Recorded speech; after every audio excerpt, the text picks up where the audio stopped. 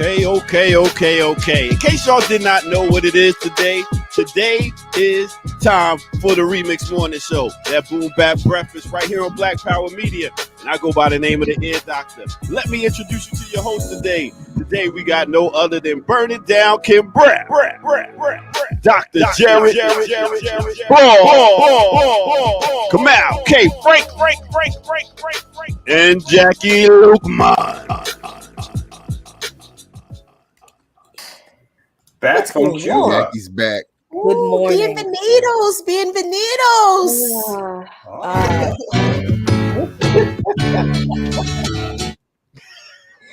Yeah, Welcome not so back. I don't want to be back. I do not want to be back. Do not want. How grumpy were you, Jackie, going through the airport? I think I was so grumpy. The customs dude was like, "Let me not fuck with her," because you're coming from Cuba. They're asking you questions. So, what did you do? Research and education. Oh, so were you there with the school with an educational program? Mm-hmm. And he just kind of looked at me like, okay, have a nice day. Yes. Thanks. With enough of dough for Castro to build schools in Cuba, teaching kids how to read and write and use the Ruger. Sorry. Oh my God. So speaking of all of that, there's all kinds of good news and overlaps in this sense. So of course, Jackie was in Cuba. Cuba is a continuing symbol of revolution.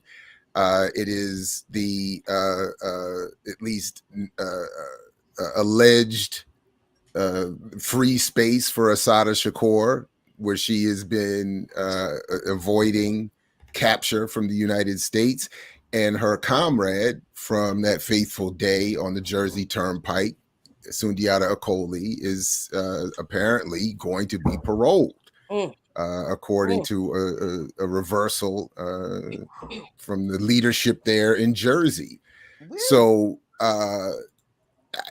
it's, Jackie's back. Sundiata might be coming back. It's like, Cuba's in the mix of all of that. It's a relatively good day. Now, why did you say allegedly provides free space? You know why? I'm gonna tell you why. I'm gonna tell you exactly why I said that, because it's the influence of media. Despite whatever I may think I know and have experienced, so in this story from the BBC about Sundiata's winning parole. There's a line in here about Assata where they leave it. She is believed to be in Cuba. That's the line. Oh, okay. Interesting. So I was just influenced by that. That line, that she is believed to be in Cuba. The only thing that I keep thinking of is, again, and I get it, because this report at least talks about how Sundiata, one of the reasons why this decision was made is that Sundiata apparently expressed remorse for his involvement in that incident on the Turnpike, and has while he's completed 120 programs and been an exemplary inmate. It was reported that he deeply regrets the actions that transpires. Quote, "Those were turbulent and fearful times." And the only reason I bring that up is, again, because of that dust up created a couple of years ago by Daruba in saying that shouldn't be part of the argument for people's freedom. And obviously he can speak for himself. That is Sundiata. I cannot understand being in there, 49 years or whatever it was, something like that. I'm glad that he's, apparently going to get out. But that one little, I don't know, that needle continues to turn for me a little bit. But anyway, shout out to all the people that have been supporting his release and working for this for a long time, including those on this platform. And, relative good news. Yeah, I mean, apparently he was eligible for parole like decades ago. Yes. And the parole board continued to deny him parole, even though he was eligible. And the New Jersey State Supreme Court said that the parole board basically fucked it up. They fucked it up because regardless of whether he showed remorse or not, he was eligible for parole decades ago, and they should have granted that man parole then. They were just acting in a very obviously punitive way and continuing to punish him and deny him parole that he was due. So, thank God. Just thank God, thank the Orishas, thank the people. Because now we got more. Now we got more to free. A lot more to free. I think you're completely correct that this decision could have been made literally decades ago if they so desired to do so. But they waited until when they thought it was appropriate in terms of his older age, sickness, and they used something, and they used the same. There's nothing that's changed between now and 2 decades ago, legally speaking. So they used the same precedent they could have used then, which is around the parole board taking into consideration whether or not the larger reason is whether or not when this person is eligible, if they will commit another so-called crime, right?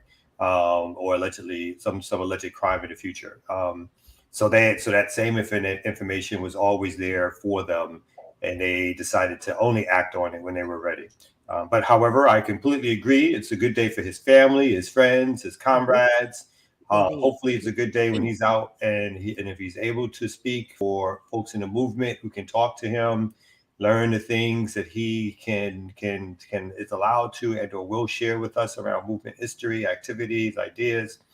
Sundiata was also a writer, so he wrote a relatively well-known, particularly in movement spaces, sort of handbook around the new African prison struggle that gave and sort of the op description of fighting behind the bars, and it's something that a lot of radicals or revolutionaries, particularly in the Black liberation space, have read and studied and done political education over. So that brother has a lot to offer, and also, just so happy that he's going to be hopefully be able to get out and see his family soon. Do you guys know whether or not his family or his supporters have some support resource links, channels, something open for him to try to make his transition into, out of jail more smooth, and, he doesn't have to worry about housing and food and stuff like that? Are there any resources that people can contribute to that you guys are aware of? I will check, because I think that there should be, and so maybe before this program is ended, I will try to do a quick check and find that out individually, unless anybody else has that information at hand. And if anybody in the chat knows, please drop it. Yeah, because you know what I'm saying? We want to make things as comfortable as possible for this brother. You said 49 years in jail. He's 87. Yeah, he's 87 now. Yeah, no, he needs to come out to soft surroundings, as soft as possible, for sure. Yeah. I don't know. I'll look also, because I did see in one of the stories that came through, there was a link with some sort of fund that people can contribute to. I do know that he does have, I don't know the specifics, but whether it's through the Jericho movement and elsewhere, I know that there is a support network of some kind, but we should definitely look, for more and support that as well. Totally. And then, of course, folks, come out. I was just going to say, I'll pitch to you anyway, because I was going to just mention the mutual aid program that you developed through. I think it runs through BPM's pay. I think that's how I got there. BPM's Patreon, or it's connected somewhere over there. You can tell. Well, yeah, there's a mutual aid for veteran Black Panthers Patreon account that's set up. Right now, we have approximately 400 donors and or mutual aid givers, and we approximately get about $3,400 to $3,500 a month. And as folks, hopefully they know, we've given resources to over 30 Panthers. We give approximately at this stage about 10 Panthers every 2 months, or 5 per month, so you can get at least $650 to $700. Obviously, as the resources go up, we will give more. And it's been a pleasure because, we do it through community movement builders, but it's been a pleasure because folks have, sent in thank you notes and cards and all that kind of stuff. And it's like, we do it because of the work you did. Like, there's no thanks, there's no barriers to what you need to spend the money on. There's no check-ins, whatever helps you out, you do. So yeah. That's just, and I'll drop that link too. Right Yeah. on. I gotta say that just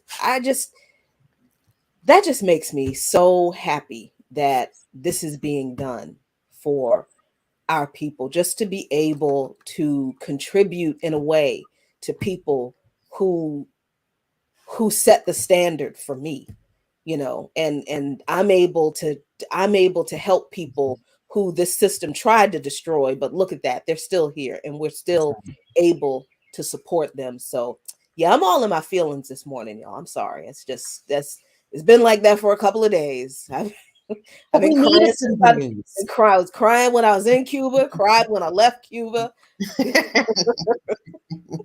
This is the good news that we needed, y'all. Like, we have been bombarded and overwhelmed with doom and gloom. Yes. So for a bright ray of sunshine to crack through all those clouds is the thing that I needed on this here Remix Morning Show for this Wednesday. So thank you for sharing that news, Gerard and Kamau, about the news about how we can support our veteran Panthers and freedom fighters. So yeah, come through. Let's good momentum. Kamau don't need no thanks. Okay. Oh, She's happy to see me. That means she's happy to see me. I've had the same experiences coming back from Cuba as you. It's sort of like that feeling of like why am I going back here? Like what's happening? And it was kind of, for a little while, both Cuba and when I came back from Palestine, it was like surreal, right? It was just like it's just surreal surroundings. This is what we're doing with our everyday lives. This is how people are living, all that kind of stuff. Yeah. It took a little while to get sort of reactivated into, which is not even a good thing, but just to get reactivated into life in America after going someplace where you felt like, and again, it's not like Cubans are walking around in revolutionary garb and doing revolutionary things every day kind of thing. But at least you felt like you were in a society. But that's the beauty of it. Dealing with inequity. Not always best, great, but dealing with it. I'm sorry, go ahead, Jay. No, I was cutting you off, but that's the beauty of it, though. It's not symbolic. The revolution in Cuba is lived every day. It's part of the scenery. They leave the what was it, the former presidential palace, it's now some other series of buildings, that they leave the bullet holes from when the students like they leave the blood of soaked into the stone in the room that Castro was and then were tortured in. Like they so you just live it, and then of course you experience it with the healthcare and the general distribution of goodness. So and then you get some really good ice cream in Havana as well. So it's the healthcare I got to experience personally because I thought it was a man. I was drinking the water, like a work like we were working. I was part of the event, one of the Vince Ramos Brigade things, and the Cubans were drinking the water, and I was like, drink the water. You don't have that Cuban system, so no. Like 2 days, I was all woozy in the Cuban hospital getting that free healthcare, and I was like, that free healthcare though, right? Very appreciative of it. Very appreciative. So what we're also appreciative of, and we're going to come back to this more after the break, is of course our resident audiologist, the ear doctor, who is dripped in red. I don't know if this is related to Cuba, to the revolution, red. I mean the struggle. I mean, maybe he's coming out of the blood. Maybe he's letting you know he's blood. He's blood type. Why you would drink it that way? Let's slow all that Blame down. it on BPM. Don't do that, right? Don't do that. Set tripping. Hey, Set tripping. We're already set tripping. Set tripping. Let's go. Hey, you got blood colors on too, Kim. Stop playing. Oh, y'all set tripping. Oh, look at that. Let's get tropical. Come on, Hey, let's go. That reminds me of my trip to Dominican Republic. Man, I ate some of the fish out of that water out there, and my self-care was throwing up on the side of the road. So, you sure that was the fish? You blaming the fish? Sure. How would the fish out and not that to kill you? He was on that To Kill You, talking about fish. We're gonna take this Blame quick those break. damn fish. We're gonna take this quick break and come right back. Let's go. Jackie's back. Woo!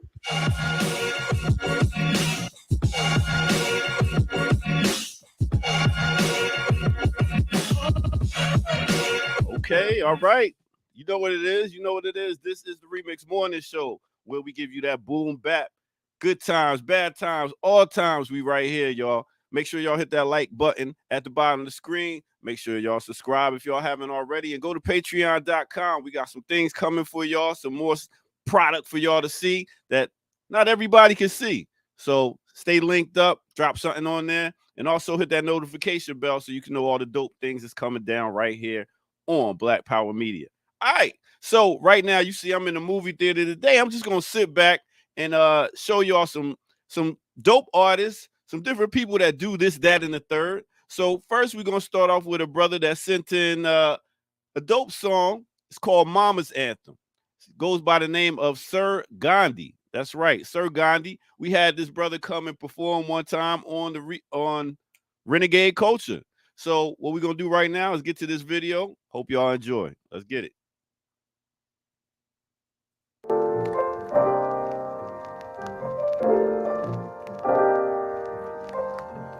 It's for the mothers around the world. I just want to let y'all know that we're grateful for y'all more than words could ever show. So we give it to you this way. I dedicate this song to my beautiful loving mothers, the ones who giving it all that they got to raise their youngsters. Even when times get hard, they still find and make a way. Mothers are gifts from Father God that we should all appreciate. I dedicate this song to my beautiful loving mothers, the ones who giving it all that they got to raise their youngsters. Even when times get hard, they still find and make a way. Mothers are gifts from Father God that we should all appreciate. Yeah. December 1st, 1990, my mama, she birthed her first son. She named me Joe Bias, man, less than the chosen one. Cause with me, she chose life. I could have been another hopeless abortion, another flush life. Cause she was just a young girl, 16 years old. And Pops was 21 in their prime and pure out player mode. And you know how the rest of the story goes. They was just young and having fun, but embarked upon the creation of a little one. And they didn't have much fun, but my mama made a way. She told my Pops, with or without you, I'm gonna have this baby. I'm glad he decided to stay. A special gift I was delivered on this born day. No graded baby, Georgia Baptist was my born place. Although they later separated, it was all good, I say. A second mother I was blessed with in Mama A. A wise woman who morals live with me to this day. I'm thankful for them both, truly each and every way. Loving mothers, the ones who giving it all that they got to raise their youngsters. Even when times get hard, they still find and make a way. Mothers are gifts from Father God that we should all appreciate. I dedicate this song to my beautiful loving mothers, the ones who giving it all that they got to raise their youngsters. Even when times get hard, they still find and make a way. Mothers are gifts from Father God that we should all appreciate.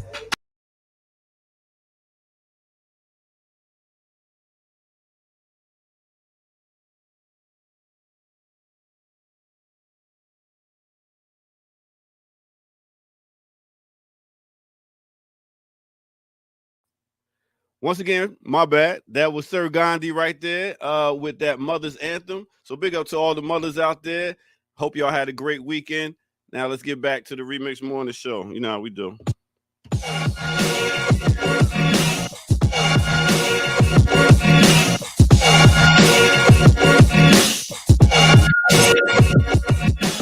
All right.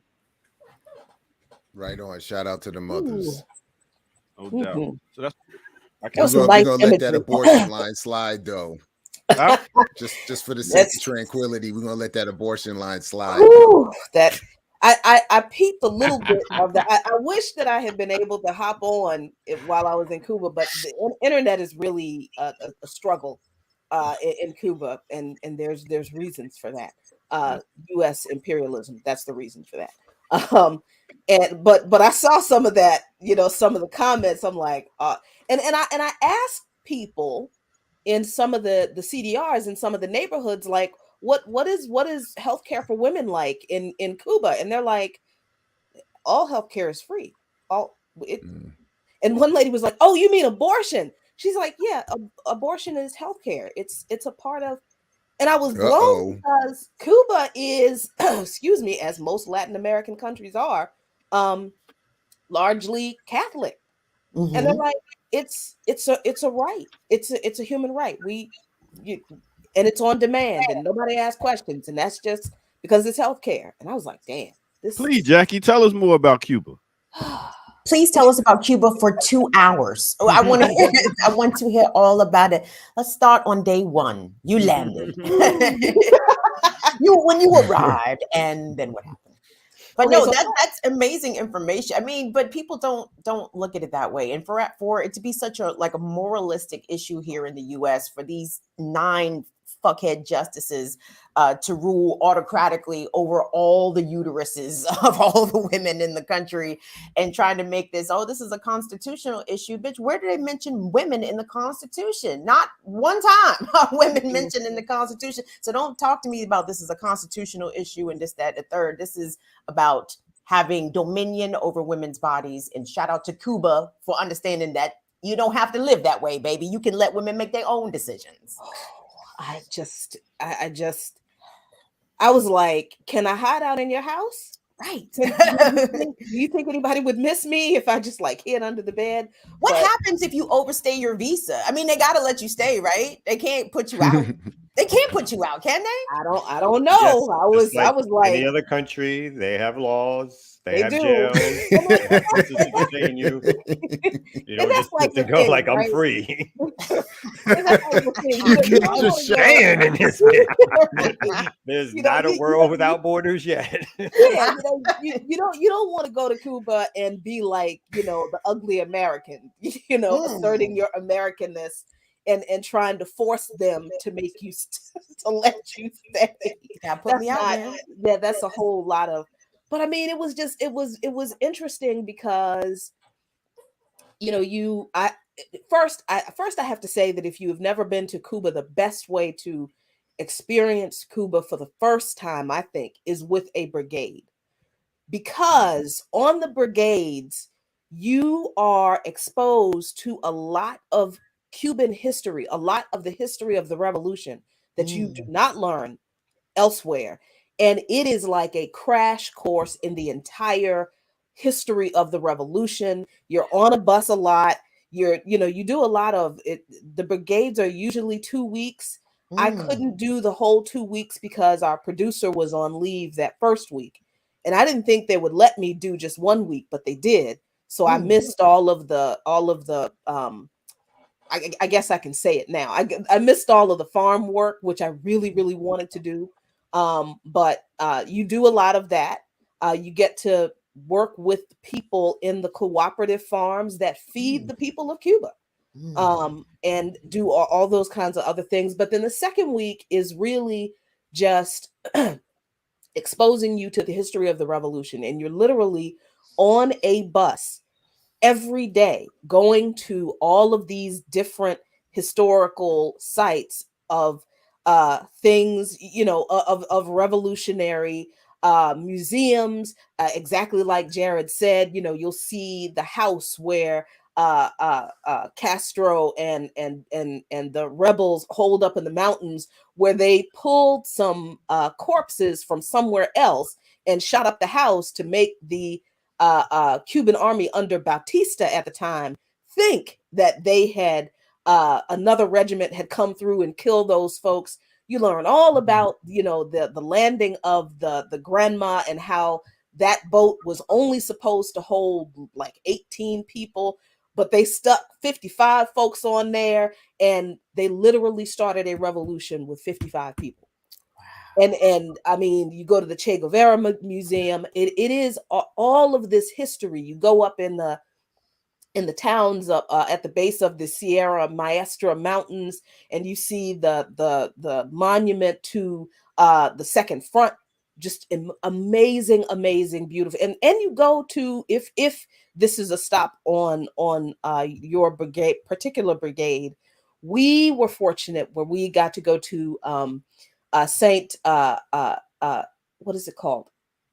I can't remember the name of the cemetery, but it is where Jose Marti and Fidel Castro are buried, and you're at their monument, and it is overpowering. It is over just, this one man and his small group of compatriots defeated an entire imperialist army backed by the United States.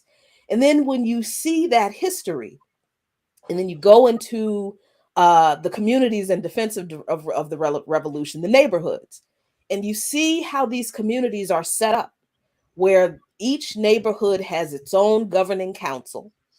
They elect their own officers. They have several schools in the neighborhoods. They have several health clinics in the neighborhoods. The neighborhoods provide services to elders. They have daycare for children. They work with the government to provide housing.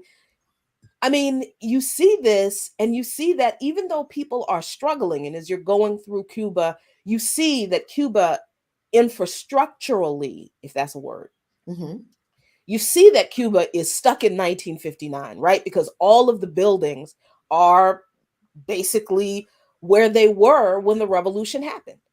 But then when you see what the people do with the resources that they have, that the United States government is keeping from them, then the revolution and the fact that these people who, yes, there is, people are poor in Cuba. There are issues in Cuba, but you understand that when you understand that in the context of the blockade against Cuba and what the US government does not allow Cuba to do, doesn't allow Cuba to trade with other countries for resources that they need to upgrade their infrastructure, keeps other countries from importing food goods to Cuba. So when you go to the grocery store in Cuba and you see that people are standing online to get in the grocery store, and when you finally get in the store, you see some of the shelves are empty, you understand that this is not a situation where Cuba is mismanaging anything. It is a situation where the United States government is starving Cuba, that is trying to starve Cuba. That is the truth. And when you look at all of this history of the revolution, you look at the CDRs and the way the people are defiant. It's not just that they love their government and that they love their country. The people in Cuba are defiant about defending their revolution, and they understand very clearly that the source of their suffering, the difficulties they encounter, it's because of the US government. They know this. These people who you and I might look at, a lot of them are just, regular folks, you just kind of look at them and think, well, oh, they don't know nothing. These folks know more about US imperialism than half the people I meet Half. in the US. Half. 90% of the people you meet in the US. Yeah. 90% of people don't have any understanding whatsoever of what happens within an international context that's not provided to them by CNN, MSNBC, Fox, which gets their talking points from the State Department. So, no, I just really quickly, Cuba is going through another special period. As Jackie mentioned, things are tighter now than they've been in a long time, where there is a lack of goods that's being distributed. So that is something that they're going through again, which they've always gone through to a certain degree, but it's a little tougher right now than it has been in a few years ago. We should also mention, this may not be the best way to say, but Black Power Media is going to be producing a documentary on Cuban life for Afro-Cubans. We are working with Dev. Many of you may know Dev as an organizer here in Atlanta, works on the Walter Rodney Project. And we're going to have Dev on soon to talk a little bit about that project and about that work. And then someone mentioned in the chat, and I think maybe when we have this discussion, we can have a larger conversation about how throughout the recent history and even now, how folks like us have been able to get to Cuba. It's a little bit different now than when I went, over a decade or so ago. So I think Jackie probably has the most updated, and Dev probably have the most updated information on how to go now. But there's still opportunities that if people haven't seen a country that's not been, let's say, completely tarnished by sort of Western capitalism and marketing and McDonald's and Burger King and all the rest of it. Cuba is a place to see, and not because everything is perfect and great, but because it's a society that's operating outside of the Western imperialist system as much as it can. Even, it's kind of hard to even say that statement, but it's trying to create a different tract of how to create an economic system that's beneficial for its people. And as Jackie has hit home a number of times, that's why it's punished, right? It's punished because it had the gall, the nerve to say that it didn't want to be a tributary to the capitalist system. And we think there's other ways in which we can get goods and resources distributed to our people, and not just have an economy based on rich people getting all the goods, controlling all the resources. And for that alone, they've been punished and continue to be punished. And any nation that tries to break out the capitalist orbit, or any nation that tries to break out the Western imperialist ideas around how countries should operate and how their resources should operate, is always going to be targeted for the worst type of sanctions and embargoes. And that's not just Cuba. We've seen whether or not people like to support these countries or not, because they have their own internal issues. But countries like Iran is a prime target because it had the nerve to say, whatever your system is, we don't want to be a part of it. We want to try something different. And then for that act alone, you get punished. Haiti is another historical, longer-term example, actually, of having the first and only successful enslavement revolution. And that country has been punished ever since for breaking away from the orbit of Western dominance. So I know we got to move on and slap the map and get to a couple other stories, including stuff we didn't even get to from yesterday. No other stories. I only want to hear Jackie Cuba stories. That's it. That's the show. That's it. That's it. But I think that no. But I think that even that all of that can easily be worked in, because all of the issues that we will, I'm sure, get to this morning, there are ways to relate to the experience that Jackie is talking about. For me, it's been over 20 years since I've been, but it has been a permanent reminder that, to Kamal's point, even when you are choked off from the riches of the West, even in relative colonial spaces, colonized spaces, that is, there can be a better use of what we do have access to in collaboration, in solidarity with one another.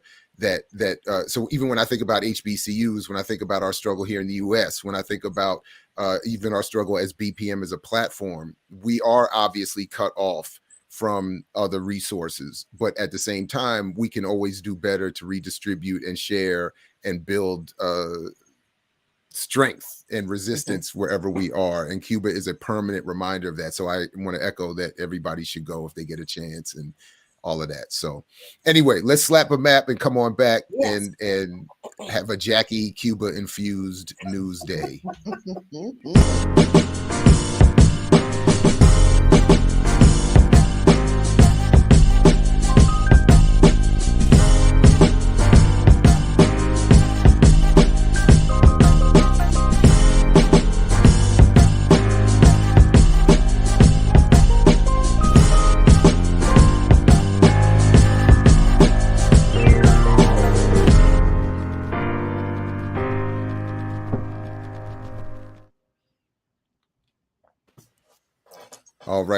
All right. Welcome back to the Remix Morning Show here in Black Power Media. And if there was, I know we got a number of stories that we wanted to get to from yesterday. One of which, if we can, was something we ended up talking about. Kim, I went and looked up a little bit about, I caught up with We Own This City. Okay. And I looked up something and we don't have to spend too much time on it, but I did want to just share a little bit of what I was trying to make a point about in terms of D. Watkins' authorship and some broader point about race, media, et cetera, and so forth. And I found this story in Salon from the other day where D. Watkins talks about, quote, how I started writing for TV, the case against fake it till you make it. And I just wonder how he's talking about how he came to be a writer of that most recent episode. We see him appear in it at playing himself on a panel. It looked like, I'm not sure where that was. I don't know if anybody in the chat recognized the spot. I wanted to say, was it Red Emma's? I don't know, but maybe not. I don't know. Anyway. I haven't seen the episode yet. Oh, okay, my bad. I thought you were caught up in that. I've only watched episode 2. I watched episode 1 and episode 2. So I think what aired over the weekend, Sunday night, was episode 3. Yeah. Okay, so I'm not there yet. I'm not there yet. Right, I don't care. You can't spoil anything for me. Well, so, that was the only spoiler. That was the only spoiler I had for it, because really he's talking about his how he came to be a writer on the project. And what I was trying to say about, again, it's not personal, but just where we are politically situated is some of the, and why I would see, some could end up in these spaces and some not. Just a little bit from it. He talks about on this project, I got to work alongside, study under, and trade jabs with David Simon, creator of my favorite television show and probably yours too, The Wire. So when I read a line like that, when he's saying that The Wire is probably your favorite show, to me, that is kind of like, and riffing off of my man, Dr. Todd Stephen Burrows and his approach to all of this. This is where to me, it's just like, not only is it in Salon, but this is where he's saying, I'm writing to a white audience. That many, I feel like and maybe this is just my bias in spaces I'm in, but many of the Black folks I talk to, particularly those from Baltimore, are not the biggest fans of The Wire and have many problems with it, or it's more nuanced than being able to say it's your favorite show. So to me, I think it what made it a hit was that it became the favorite show of a lot of white folks, and how they want to distill and take in media about, nominally at least, about Black people. And sort of to the point here about how I think people's legitimate, very legitimate and what's the other word I'm looking for? Real experiences can be taken advantage of and played, or how they function with white audiences.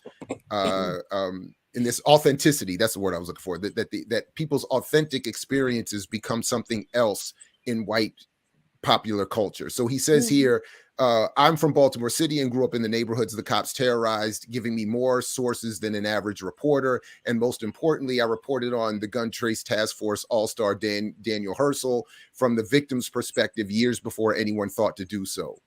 So part of what D. Watkins, and I remember this from going back some years, part of his rise to prominence was his telling his story of being in the hustler game or in the streets of Baltimore on some level, and coming across and being a victim of this guy Herschel before he became known. But it was that, again, that authentic experience of coming from the streets that made him, I think, welcomed by these spaces to do this kind of work. And his admiration for folks, as he says here, is I think more to the point as well. And once I was in writing for this show with the team, only reinforced for me the power of doing the work over faking it.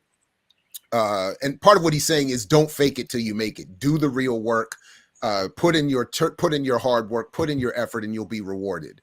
The other writers, Simon Pelicanos, or Ed Burns, William Zorski, sorry. Researched the lives and police records of the show's subjects with this precision of NASA scientists. Their hard work in turn made me work harder. Sundiata Acoli, by the way, former NASA employee once upon a time, just another tie into our Jackie infused Cuba theme.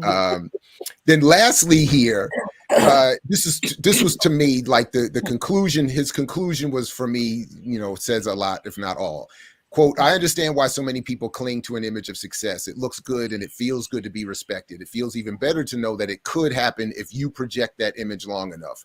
The work, on the other hand, doesn't have an appealing look. It takes long hours, it's tiring, and it's not glamorous. If you posted pictures of what the actual work looks like, nobody would like them. It doesn't look like the red carpet on premiere night. Faking it is easier. It can even get you into some of those success-filled rooms, but faking can only last for so long. It's the ability to do the work that keeps you there.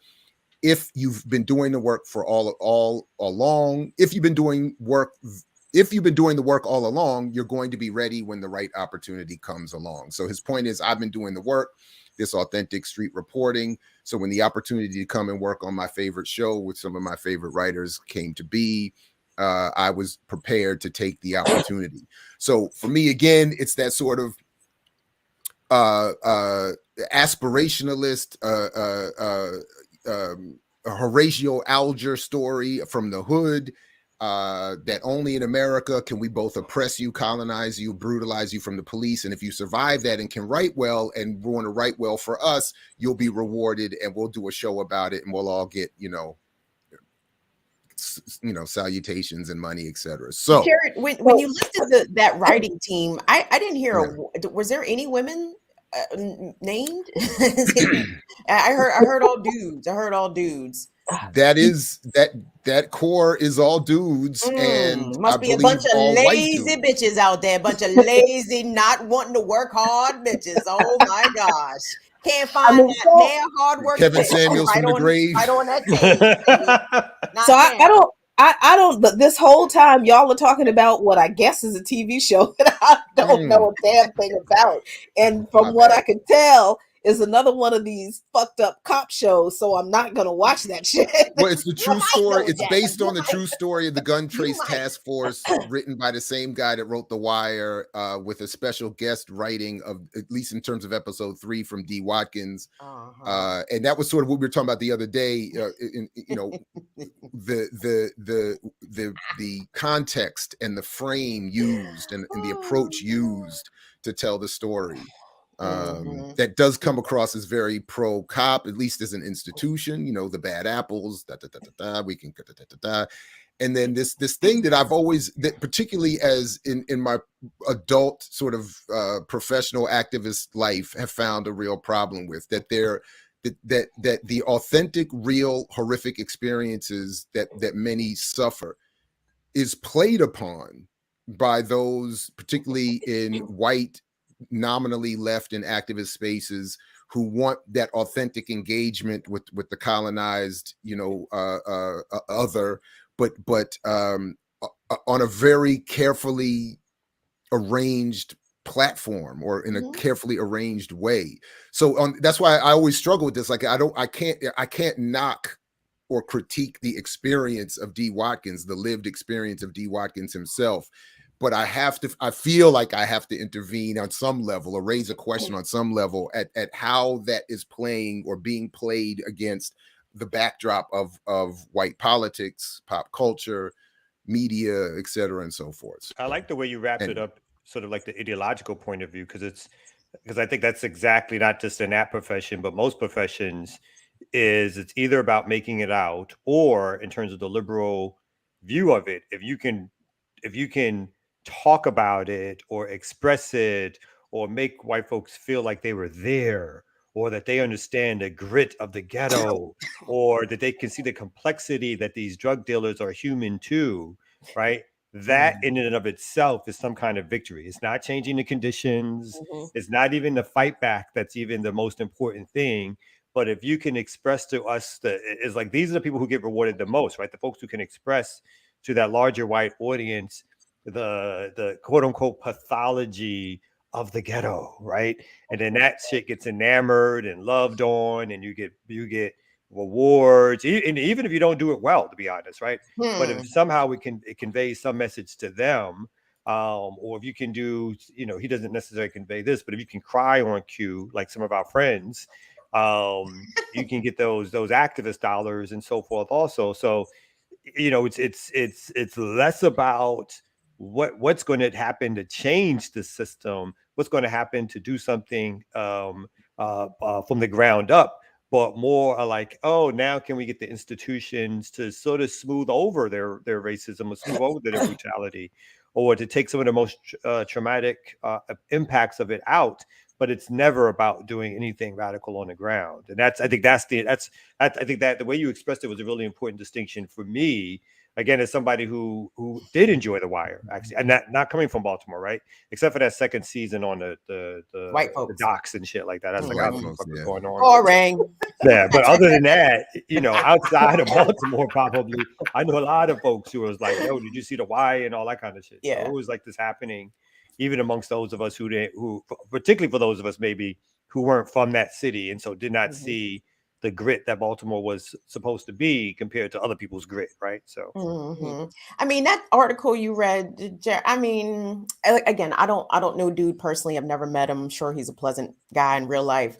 But that was a whole bunch of bootstrapping right there. Pull yourself up by your bootstraps. Make yourself palatable to these white spaces that can give you a job. And you too might get a shot. You too could be a token. You too could be the lone Negro on a writing team for a show about a very Black city around storylines that directly impacts Black people. And the omission, and I don't know if there's not any woman on the writing team. That's exactly what my ears picked up on. You read off a list of a bunch of dudes. And you know what? I can't outwork myself out of misogynoir. I can't work hard enough to overcome sexism. You understand?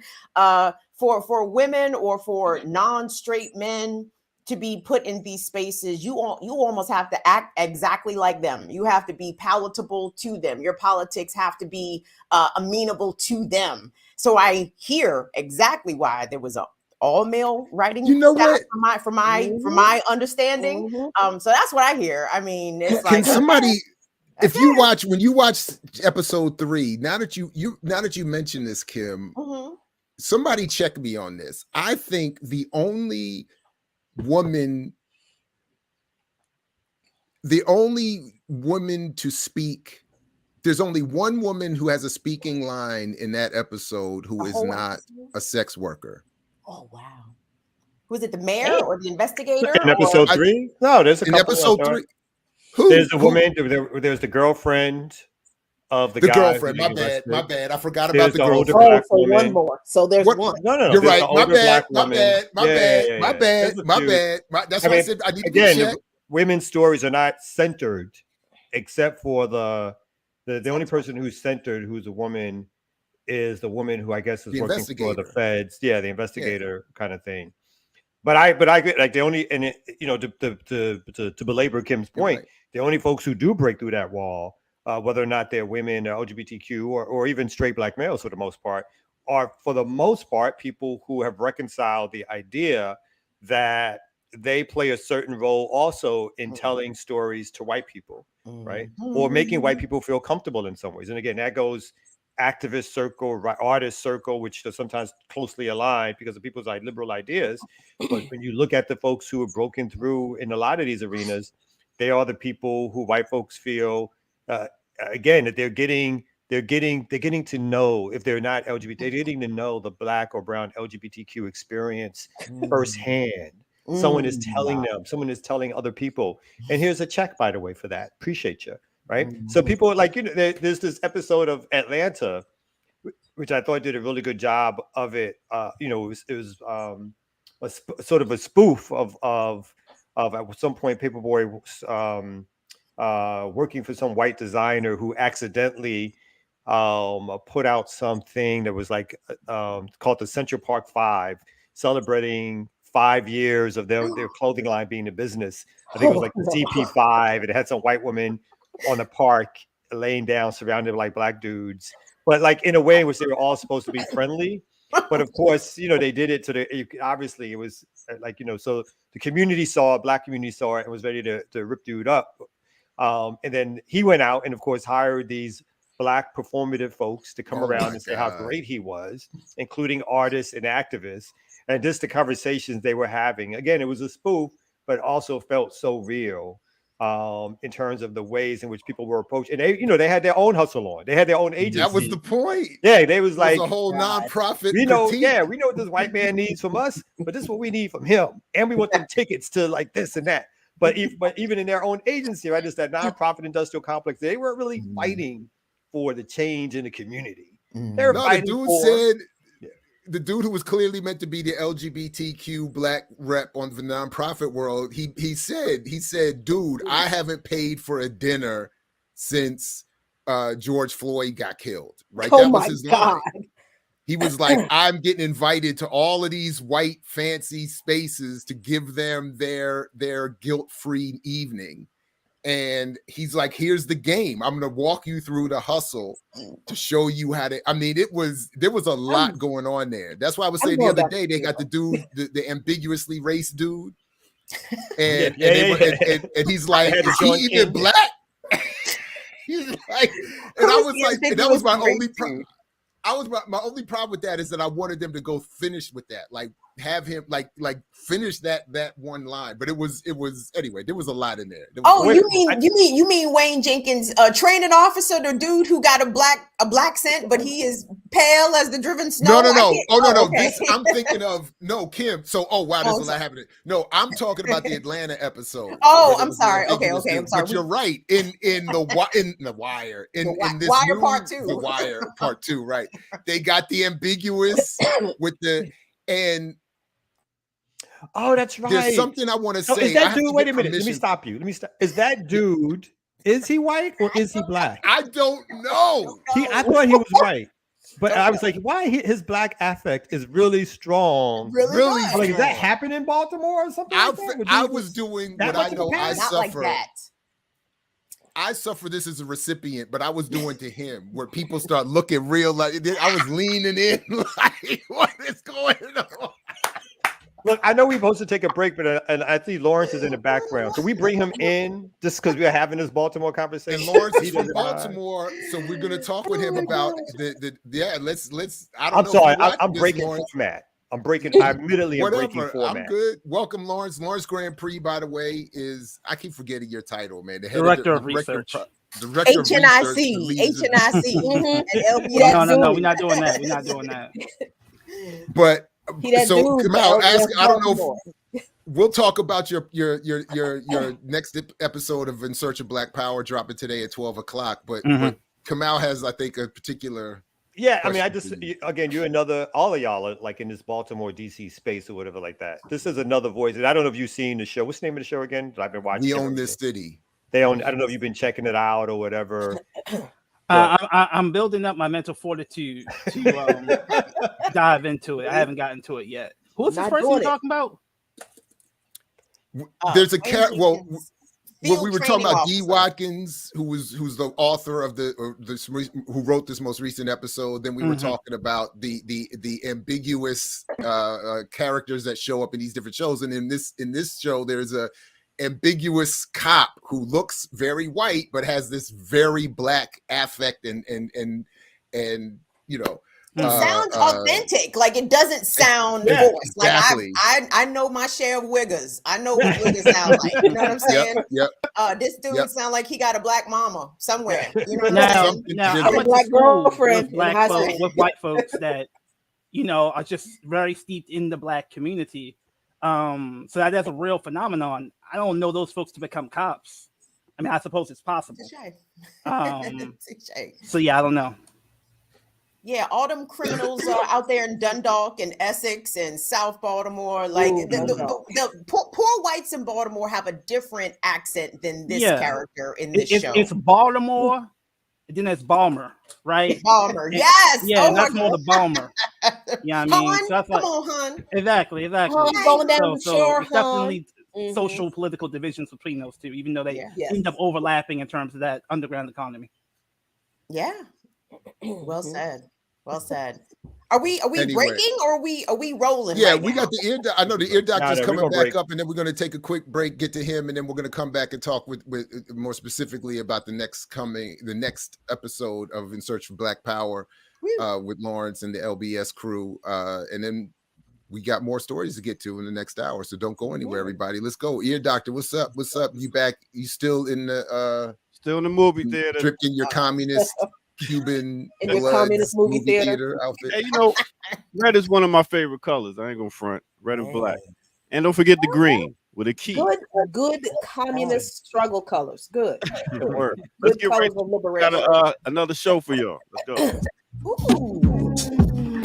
Remix Morning Show. Black Power Media.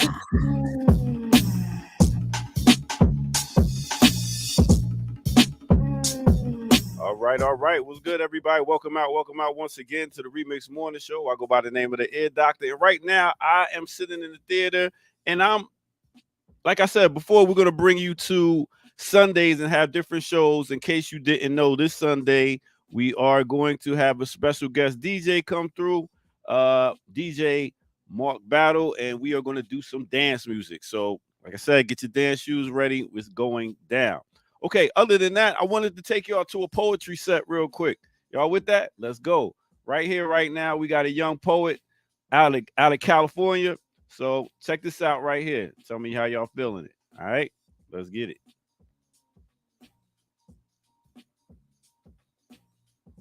We pledge allegiance to your flag of the United States of America and to your republic, for which it stands, one nation, under God, indivisible, with liberty and justice for who? For you? For some? Not for us, not for our people. So please stop saying we equal with your flag of red, white, and blue in one hand. You beat us until we're black and blue with the other, beat us until we're none, beat us until we can't walk straight. Then you put us in chains if we lucky. But for the ones of us who are so lucky, you tell us to put our hands up as some type of sick tribute to your privilege. And then you pull the trigger into our bodies, lay down on your ground. Pull the trigger until your clip is empty. Pull the trigger until we make your evening news. And then when our children cry, we have to look our children in the eyes and tell them that they have to be cautious. That when they walk your streets, they have to do so in fear, that they have to spend an entirety of their life looking over their shoulder, because you will hunt them down. And you will bury them, either in a prison system that aims to disenfranchise them or the dirt beneath their feet. And this is all because of that same racism that you love to say no longer exists. But we all know that same racism is the reason that when we want to put a hood on, we resist. The reason that when we go to get these jobs, we're dismissed at the door. The reason that when we go to shop, we're watched in your stores. That racism is the reason that us saying your Pledge of Allegiance feels a lot like a root canal, or a whip's impact against our flesh, or a baton to our head, or a bullet in our back, or tear gas at a Black Lives Matter protest. That racism is the reason that 3 women clenched their purses as I walked through the entrance of this very building. It hurts that I have to remember that the system I was born into is built to work against me. Hurts that I have to remember. Hurts that I have to remember. Hurts that I have to... Hurts that I actually have to remember that you will happily invest more money into the preservation of wildlife than you ever will into the preservation of Black life. Let me ask y'all a question. When y'all turn on your TVs and witness another Black body laid out on your concrete, what do y'all see? Another murder? Another sad story? Another funeral? Do you see the aftermath? I see another child that lost their father, another single woman trying to raise a man, another broken home, which leads to another child that grows up and suffers the same fate as their father, which means another Black woman that outlives her adolescent son. This country practices a culture that lacks equal rights for Blacks, and we love to say that Black don't crack. Meanwhile, y'all shatter our melanin like glass.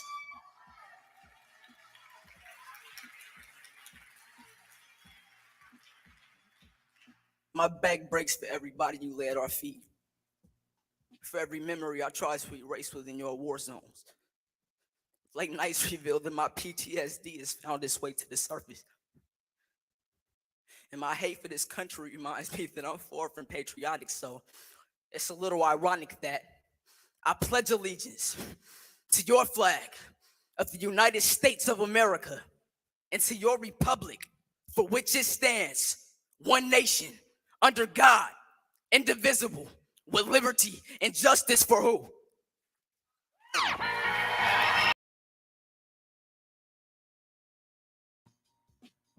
Snap, snap, snap, snap, snap.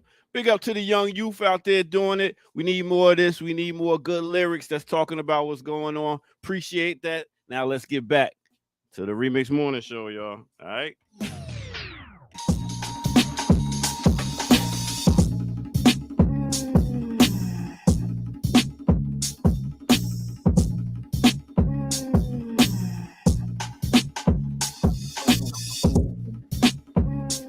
Hey, before we move on, man, shout out to you, Ear Doctor. But everybody in the chat, there's so many people here, so many people saying so many things. Make sure you hit that like button and share this and put this show in your stream.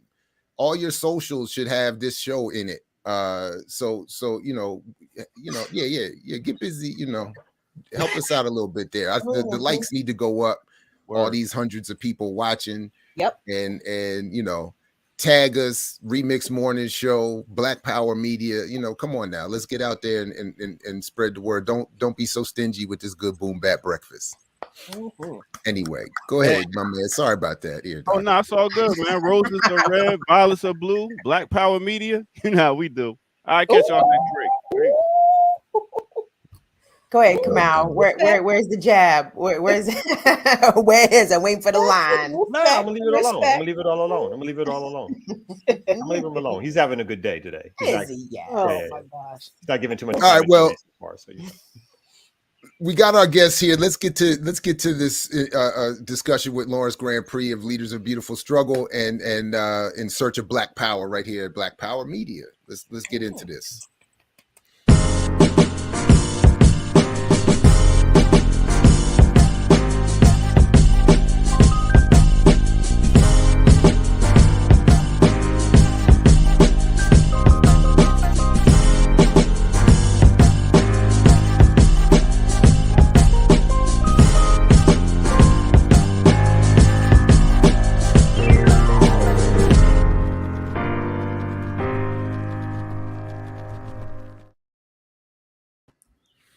All right, again, welcome back to the Remix Morning Show, Black Power Media. And joining us again is Lawrence Grand Prix, the Director of Research for Leaders of a Beautiful Struggle in Baltimore, Maryland, and co-host of In Search of Black Power, which is going to launch again or air again or drop again today at 12 noon with a discussion of capitalism and entrepreneurialism. Is that what's coming up? Close. Basically, the episode's titled Beyond by the Block: Taxes, Gentrification, and Black Home Ownership, the limits of Black home ownership. So I read Dr. I believe it's Dorothy Brown's book, The Whiteness of Wealth. And I just thought it was a good book worth talking about because in an era where a lot of folks are writing books nominally talking about anti-racism geared towards white audiences, this was a book specifically geared towards Black audiences, tackling, I think, some really critical stories. And she says basically myths around Black wealth and Black home ownership that I think are worth discussing. I mean, it's a very common staple of the financial literacy community that, you have to buy a home, stop paying rent because you got to get that mortgage interest rate tax deduction. And the way she basically breaks the numbers down, the vast majority of people aren't getting any benefit from this mortgage tax rate deduction because it's just easier. It's better to take the standard deduction. So you'll be losing money, itemizing your taxes and not taking the standard deduction. So this is really a system of home ownership tax subsidy that really works for wealthy white folks, but does not work for us. And she kind of breaks it down, talking about, again, the realities of Black home ownership, where sometimes you buy a home in a Black neighborhood. And even if we value that Black neighborhood, the market, the trillions of dollars in the market doesn't value that Black neighborhood, and you see home ownership depreciation. And even with that home ownership depreciation or low value, these cities still need that tax revenue. So they'll tax you at a higher rate than your home's actually worth, right? But on the flip side, if you buy a home that appreciates in value, your assessment can be much lower than it actually should be. Or even if you get a good assessment, you're still paying tons and tons of money in property tax. Right. So she's really trying to break down like this really dual scenario where it's almost as if you lose or you lose, whether your home appreciates or not. And just really taking on like, so how do we value home ownership as a wealth building tool? Again, it's being sold to us as a solution to systemic inequity and systemic racism and wealth inequity especially, but how do we as a community actually talk about home ownership? How do we talk about gentrification? How do we talk about these dynamics in a way that actually reflects the facts? So that's what me and my co-host Rasheem talk about. Hoping to get Rasheem on the next time, maybe 2 weeks from now, because she is working and she has a young daughter. So, but yeah, that's the conversation we have. Interesting. So, yeah, Kim, go ahead. Did you want to? No, I mean, just listening to what he's saying, it's tapping into some recent stories that I've seen about how adjustable rate mortgages are about to make a comeback in popularity as interest rates are going up. The Fed trying to raise interest rates to stifle inflation. I don't understand economics. All that sounds fucking stupid to me. But adjustable rate mortgages perk my ears. I said, wait a second. Wasn't this caused the housing crisis collapse of 07, 08, 09, and how many Black homeowners ended up underwater, put out of their houses for being preyed upon for these specific kinds of mortgages. Do you guys address that in this episode? That was exactly what I was going to ask about. Because I thought the whole point of the 08 crash was to prove once and for all that Black home ownership was not an all protecting panacea to Black inequality, as we've been told, since it all got wiped out. No doubt. No yeah, doubt. the episode was recorded a few months ago, so we don't talk about the recent interest rate hikes. But from what I'm not an expert on that per se, but from what I can tell, interest rates are how much it costs the banks to basically to borrow money, and they pass that along. So even if it's not like the same version of the adjustable rate mortgage that you had in 08, banks end up passing those costs on to people, even if they don't have like the worst version of the adjustable rate mortgages.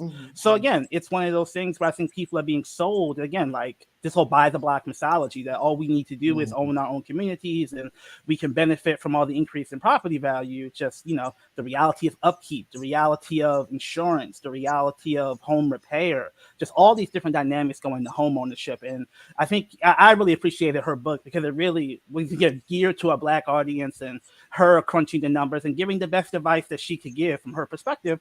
But she gives some controversial advice. Like she says, for example, if you're buying a home in the Black community, her advice is don't spend your full budget on that home because you have to expect some depreciation or you have to expect that house isn't going to appreciate. So you're going to need to have some money in reserve for, just taking care of your family, all these other things that might come with that. And some people would say, well, that feels defeatist. We need to believe in our own communities. And, I think that these are the types of conversations we want to have in the search of Black power where, whether you believe in the buy the block argument or you're critical of it, you can actually get some knowledge to help you understand and figure out what you want to do in light of the actual reality and numbers of what's going on. I would say real quickly. Yeah, sorry, come on, go ahead. Oh, no. Yeah, I mean, I would say, a couple of things that makes me think like individually, I mean, there are benefits for the most part, housing stock appreciates, even in Black neighborhoods. The problem becomes that it appreciates to a point where Black folks are selling to white folks. And so there is no such thing as buying a block because these are individual efforts, and it makes sense from an individual point of view. If my house is now going up, and obviously this is post the Great Recession, I'm going to sell to the highest bidder. And when those blocks have been targeted by developers and real estate agents to be like, these are new up and coming, changing neighborhoods and blocks, which is another way of saying what we're going to do right now is we're going to get these Black folks out and we're going to make this a good place for middle-class Black folks to want to come, or up and coming young Gen Xers or whatever they are these days to come and live here. That's what starts to happen to these blocks. And then secondly, because there is there's no collectiveness around what it means to quote unquote buy. Not like it's a Black organization's blindness block because they're going to do something particularly with it, right? These are individual efforts. And then lastly, the thing for me that's always the most disturbing about the home buying or Black wealth conversation is I think Jared hit on this earlier or mentioned this. It's thought of as some sort of solution to our collective problem. Yeah. And even like, I'm in space, people I love dearly, I do work with, and when they come in and start talking about what's good for us and they use collective language, they'll have some regular everyday real estate person come in who's black and talk about buying property, your first homeownership thing. And I'm sitting there like, oh God, I'm not going to say anything because that's my role. Like, just, I'm not going to say anything. I'm not going to say anything. But they're hitting all the points, all the regular points. If you don't save your money and you can't buy the house, you got to make a choice. Either you're going to buy that extra lunch or you're going to save up and buy the house. It's like always that thing, which again, it's the reason you are broke is because of you, not because there's a larger system at work that's making sure that you only make a certain amount, live in certain places, can do certain things. Like, and people, it just feels like, for the most part, because of the propaganda that this raining down on us, this raining down, we so easily infuse that because it's part of our work life, our everyday life is what we hear and see. And so then we regurgitate it right back out as like, this is the solution to our collective problem, which is if you individually buy a house. And it's like, really? Is that the solution? Yeah. And just quickly, that point that you raised, Lawrence, the value of homes in Black communities is not based on Black people's beliefs in other Black people. It's based on the beliefs of Black people by white venture capitalists and investors. Right. I mean, this idea that we don't believe in ourselves enough. That's ridiculous. It's connected to what Kamal was just saying. Anyway, sorry. Go ahead. Yeah. And so we definitely get into that in the talk. I think if there's some themes might be emerging in terms of some of the episodes. I think part of it is in the lieu of believing in collective political solutions, we end up defaulting into individual action. So part of what I see the show is doing is trying to use our experience as LBS doing on the ground political advocacy. And I mean, not to toot our own horn, we think have some pretty important victories to talk about, because to really talk about those victories, to kind of present that as maybe some space beyond this sense of almost hopelessness, which leads you to believe that the individual solutions are the only solutions available to you.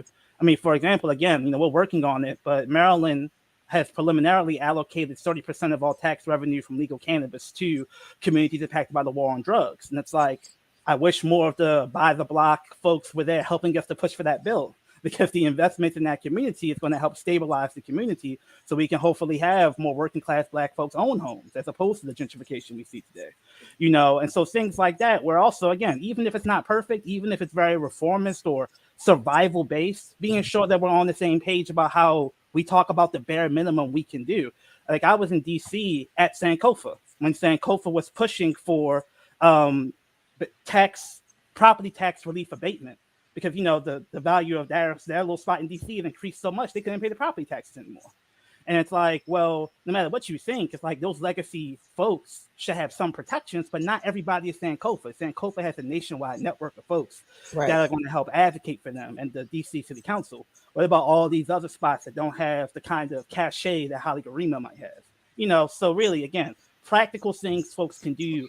I mean, really, no matter what your ideological feelings on the big meta level debate stuff is, just stuff that we have to be sure that we at least have a baseline agreement that people like Sankofa can't be gentrified out of DC because of rising property taxes, and then we can work from there. I'm wondering, Lawrence, is there any discussion around, for people who are not looking to buy individually buy a house, but like collectivism, any kind of collectivism, like tenant unions, or things like land trusts, or that kind of thing, that's a part of this discussion of how communities can collectively have some type of control over their living spaces, whether that's a separate conversation.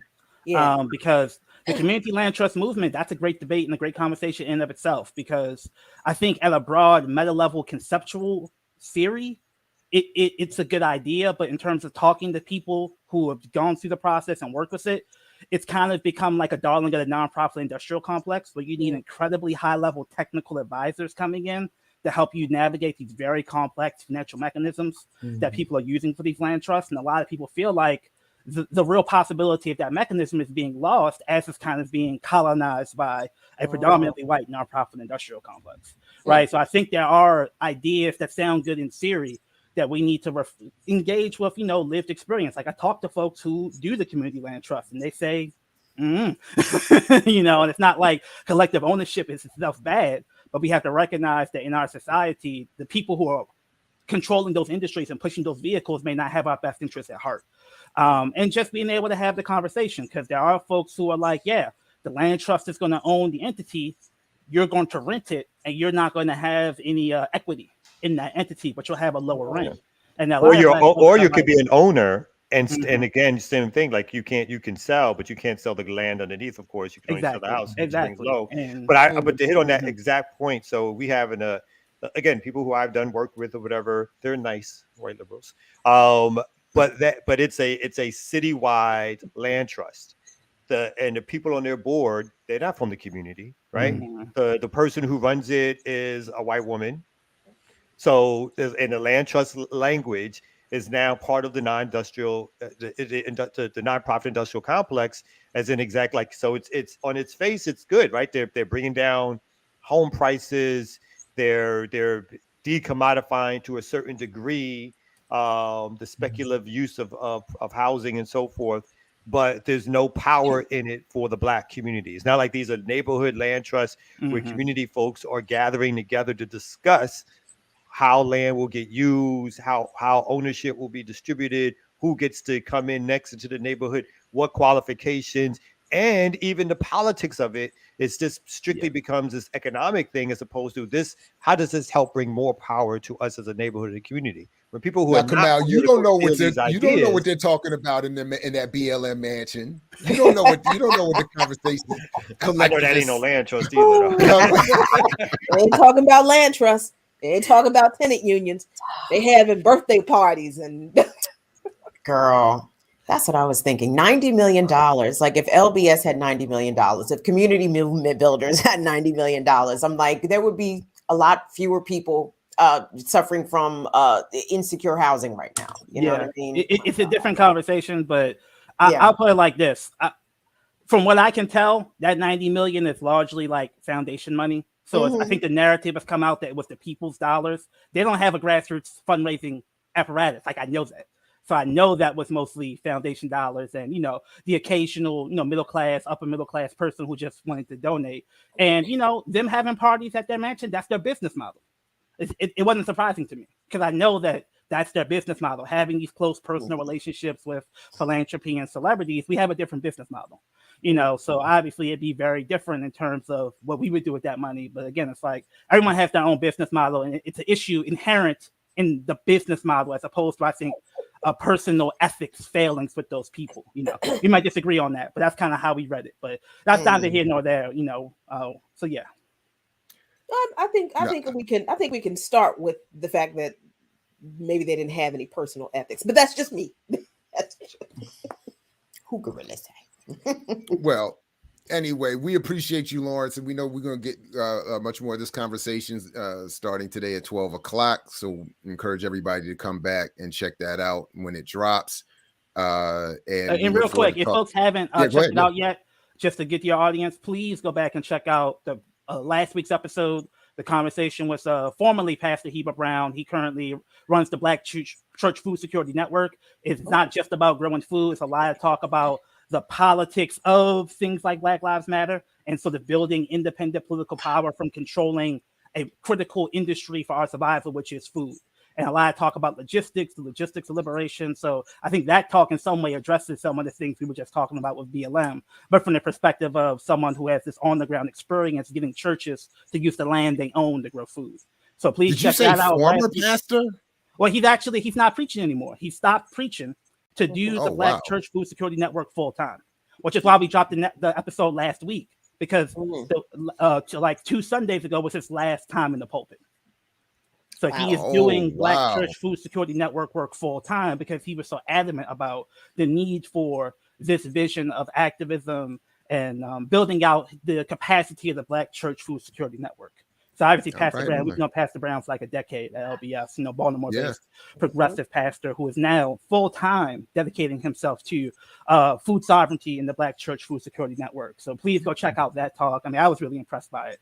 And also check out the talk coming out at noon around Beyond By the Block, gentrification, taxes, and the limits of Black homeownership. Right on. Well, thanks again, Lawrence. We'll be checking that out. And yeah, look forward to much more coming from In Search of Black Power and LBS. Absolutely. Appreciate you. Thanks again. Yep. All right, everybody. Back in a quick second with more from the Ear Doctor and another break. And then we got some more guests coming up and more to come here at the Remix. Take it away, sir. It's the Remix Morning Show.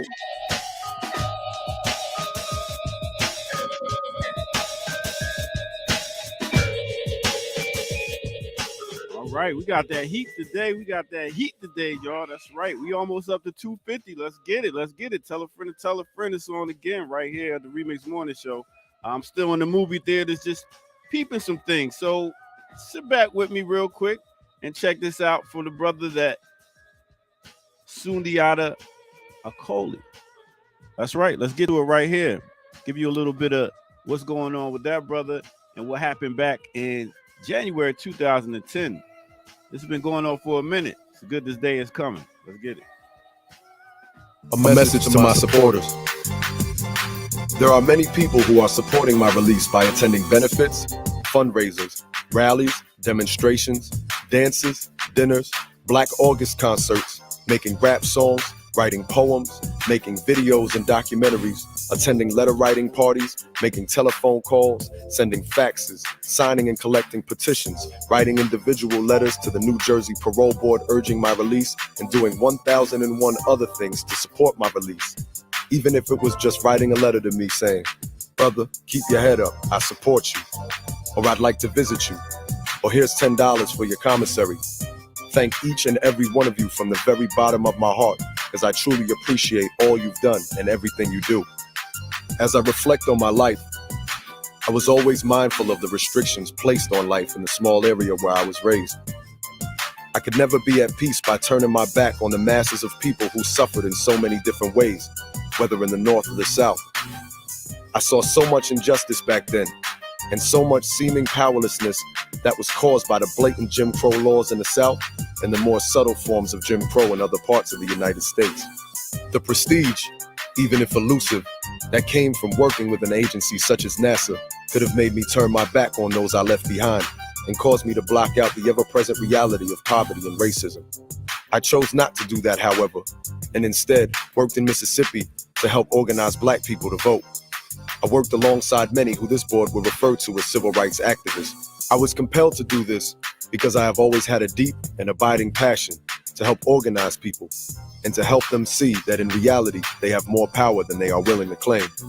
My life started before I joined the Black Panther Party and continues after. Past membership in any organization is not relevant to my current status. I cannot apologize for my membership in a party that helped provide free breakfast for school children, legal clinics, health clinics, tenant control of slum housing, community control against drug dealers, and many other aspects of community work. I was particularly impressed with the party's emphasis on self-reliance, a concept that is so commonly used today, used even by the current president of the United States. Today, it is hailed as a good concept. I do not take lightly the crimes of which I have been convicted that have resulted in my serving over a half of my life in prison, nor is my plea to this board for sympathy. I request that this board release me because there is no objective reason to continue my incarceration. No matter how many more years I am left to spend or languish in prison, that will not change the unfortunate tragedies that occurred on May 2nd, 1973. Black people have come this far by each previous generation sacrificing and struggling so the next generation can do better or certainly not have to suffer the same indignities, hardships, and oppressions of the previous generation. And frankly, oppressed people all over the world have also done this. People do this out of love for their people and oppressed people in general. Too many of our present-day youth are obsessed with getting paid, getting rich quick, getting fame and fortune, big cars, fine clothes, mansions, and etc. to the point where they'll do anything to try getting it, and it's tearing our people apart and leading us towards self-destruction. It's the greatest danger facing our people at this stage and must be turned around. And it's slowly being turned around, and it will be turned around if our youth learn from our elders how to love our people. If released, I look forward to a life with my children and grandchildren, who will take me in as I earn a living for as long as I am an able-bodied man. It is important that I make positive contributions to my community, and it is my desire to see them all again beyond these walls. I thank all.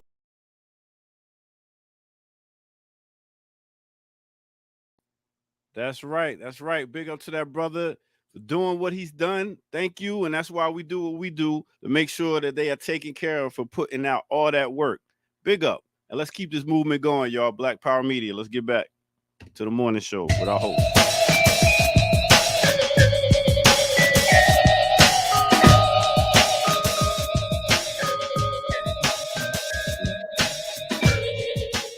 All right. Dope. Yeah, Who's doing doctor. that Dope. reading? All praises due. You said what? Who was doing the reading? Who was doing the reading on that? Did you say that? I didn't. It was a narrator though, but yeah. Well, yeah. It sounded. I want to say it sounded like Hassan Salam, but I don't know, because I think he moved out of hip hop and into I don't know, it like advanced progressive adult film practice, YouTube engagement with his wife. So he's got some like yeah. Anyway, and that was back in 2010. Yeah. That's what I'm saying. I think he's anyway. That's who it sounded like, but I don't know for sure. Anyway, let's just move off that topic. Connecting this one. Okay, let's do that. Shout out to Sundiata, thanks for that. Yeah. All right, that's your break for the day. I'll catch y'all later. Peace. Appreciate you. See ya. All right, Jackie, elevate us. We counting on you to elevate us. Back to Cuba. Jackie, can I ask a question about Cuba real quick? You're muted, Jackie. Oh, You're sorry. muted. And I know we got a couple guests. Are your guests? Are they here? Yes, they are here. Okay, I can hold my question. I can hold it. I'm wondering if this is about Cuba. But go ahead. Yeah, go ahead. Yes, so I got guests. So we'll let's get into it. Come on, let's go. Remix. Jack.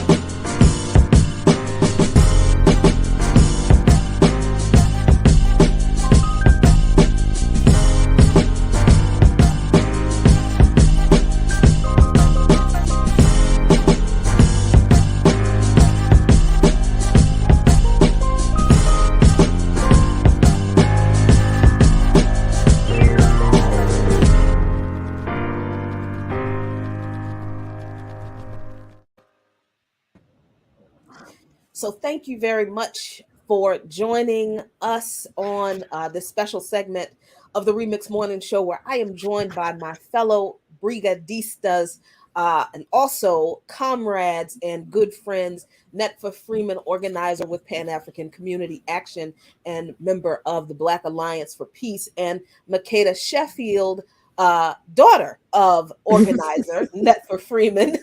Of PACA and VAP, all freshly returned from Cuba. And we really just want to give a high-level overview of what we're going to be talking about Friday night on a special episode of Lukman Nation, imprint of imperialism, Cuba, and what that revolution continues to mean to the rest of the world. So, I mean, Netfa, this was not your first time to Cuba. You are one of the coordinators for the brigade that we were on. So what was your experience this time? Was it different from previous trips to Cuba? And what would you say to people who, many folks who are watching are like, oh my God, I want to go to Cuba? What would you say to people who have never been before and want to go to Cuba? What would the brigade experience be like for them? Right. So yeah, but this was my second time going on this national network on Cuba Brigade. And like you said, I was one of three of the coordinators. The last 2019 was the last one that they had before the pandemic. The one we went on was the first one they've had since the pandemic. The National Network on Cuba. I gotta package this. The National Network on Cuba is like an umbrella organization for all of the U.S.-based solidarity organizations in solidarity with Cuba. I mean, I can say not, there's probably maybe there's some more that are not part of it, but it serves as an umbrella for these organizations. And then as one of the things it also does is host these May Day brigades. Cuba, celebrates May Day, International Workers' Day, like no other country. Not like I've seen a whole lot of other countries do it, but it's huge, and it's been doing it for decades, right? But the National Network on Cuba, and then when the Cuba does it, they invite people from all over the world come. Workers, unions, and all kind of organizations come to express solidarity with the Cuban experience May Day, and they host these brigades, not just for May Day, obviously. Like for us, we had a almost 2 week stint there. So we arrived almost a week before May Day, actual May Day, and then stayed a week after and had have a whole number of things. Now, the National Network on Cuba organizes the brigade from the United States. So there's different brigades from different countries that are coming. And so this is my second one going with and this is the 15th one that the NNOC organized. I've been to Cuba many times before and have been on the Venceremos Brigade. That was my first time going to Cuba in 1993. So I know, and then we actually stayed on the same camp that we stayed on. Wow. So that was kind of, when I went back there in 2019, that was brought back some memories.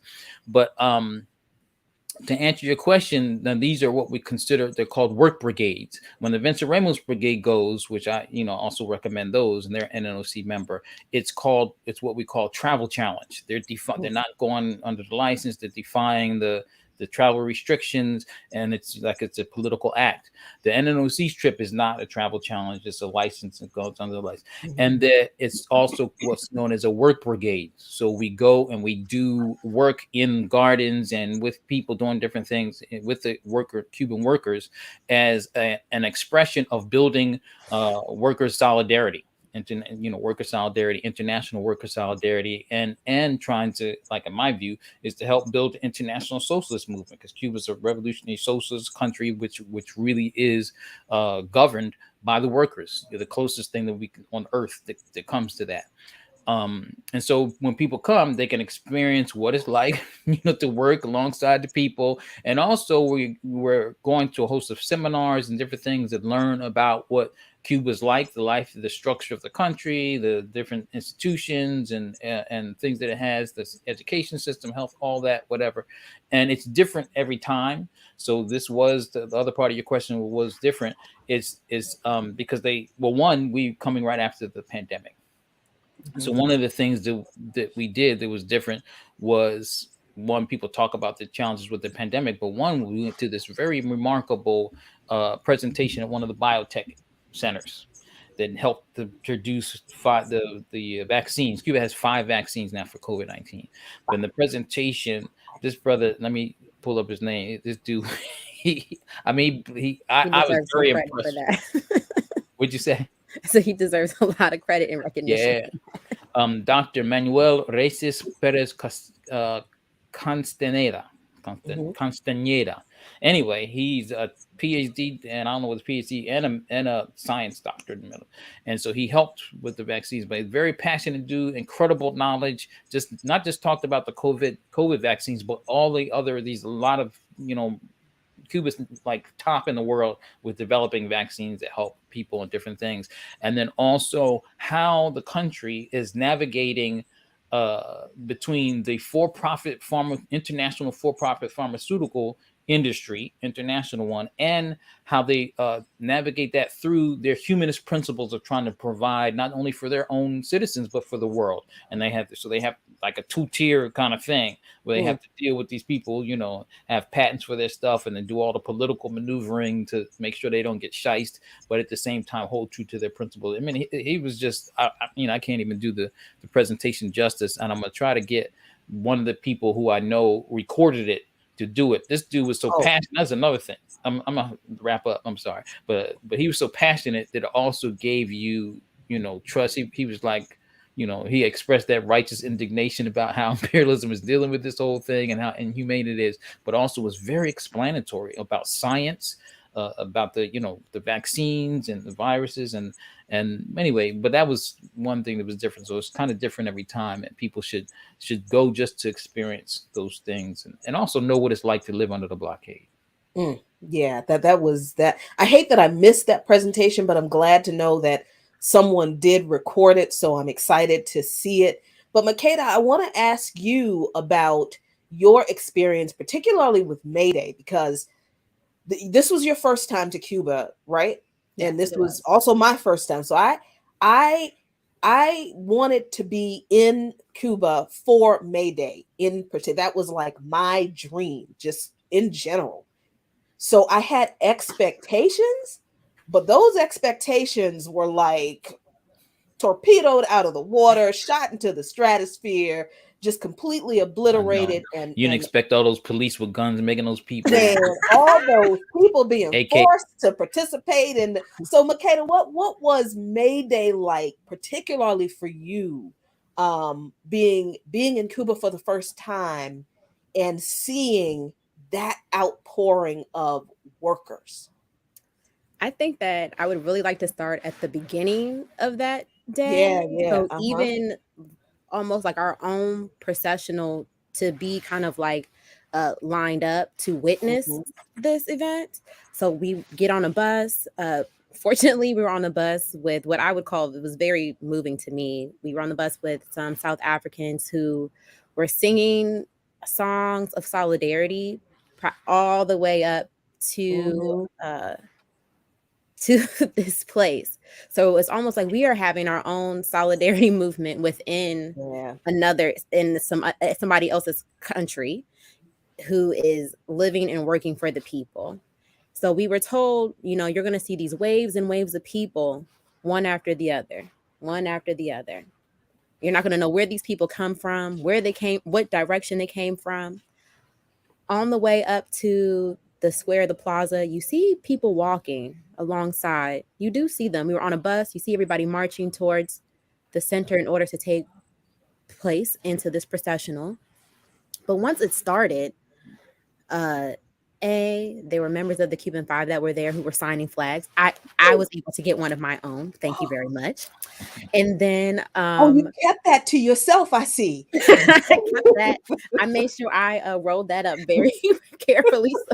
But yes, I think that it was just a beautiful thing to see. And I don't think that I'm going to be able to eloquently describe what that's like to have a wave of people. We're talking about millions of people who are marching alongside for their dignity.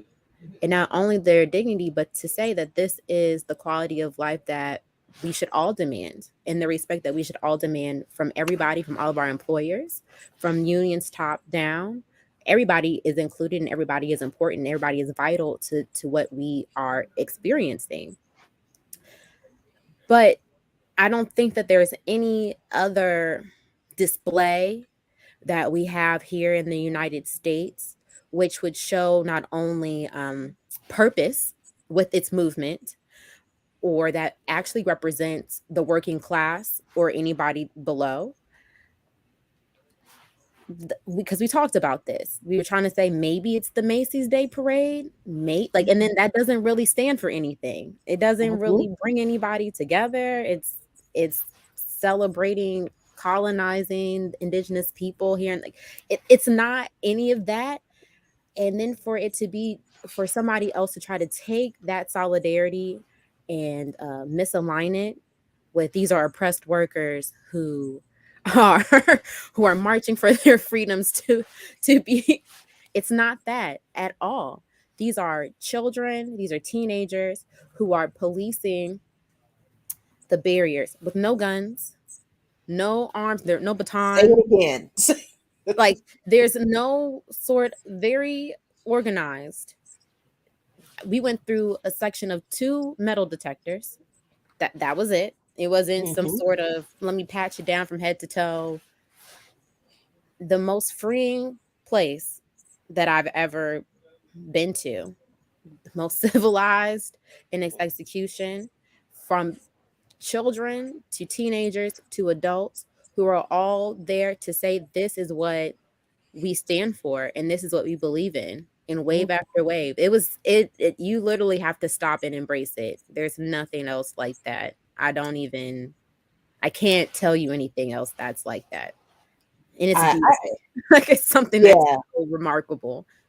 I got a cosign on all of that, because when I was trying to explain to my family and friends when I came back what that was like, I couldn't find words. And I'm sharing for everybody to see Netfa's tweet capturing like literally the beginning of the May Day parade. And these are the official numbers came out, folks, and it was 6 million over the course of the day.